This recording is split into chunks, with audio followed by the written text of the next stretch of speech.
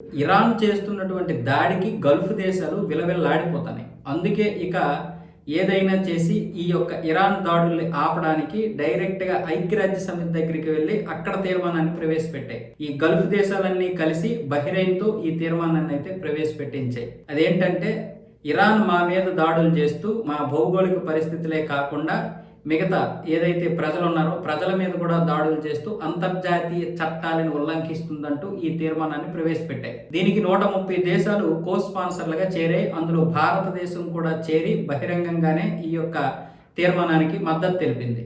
మొత్తం సభ్య దేశాలుగా 15 ఉన్నాయి భద్రతా మండలిలో. అందులో శాశ్వతంగా 5 దేశాలు ఉన్నాయి. అయితే చైనా, రష్యా ఈ 2 దేశాలు కూడా రాలేదు, పూర్తిగా దూరంగా ఉన్నాయి. మిగతా 13 దేశాలు ఇప్పుడు గల్ఫ్ దేశాలకి సపోర్ట్గానే ఓటేసాయి. ఆ విధంగా చూసుకున్నట్లయితే ఇప్పుడు గల్ఫ్ దేశాలకి మంచి సపోర్ట్ దొరికినట్లే. ఇటువైపు దేశాల పరంగా చూసినా సరే 130 దేశాలు ఇందులో స్పాన్సర్లుగా చేరి సపోర్ట్ అయితే చేశాయి. అందులో గల్ఫ్ దేశాలు కూడా ఉన్నాయి. అంటే మిగతా 126 దేశాలు ఇప్పుడు సపోర్ట్ చేశాయి అన్నమాట. అందుకే ఇప్పుడు భద్రతా మండలిలో జరిగినటువంటి ఈ తీర్మానం వల్ల మరి ఇప్పుడు యుఎన్ ఎలాంటి నిర్ణయం తీసుకుంటుందో చూడాలి. ఈ గల్ఫ్ దేశాల మీద ఏ విధంగా కూడా దాడులు చేయకూడదు. ఒకవేళ చేస్తే ఇరాన్ని ఒంటరిని చేయాలి. ఐక్యరాజ్య సమితి సాక్షిగానే ఇప్పుడు ఇరాన్ మీద దాడులు చేయాలి అన్న విధంగా అయితే ఇప్పుడు ఈ తీర్మానంలో ఉంది.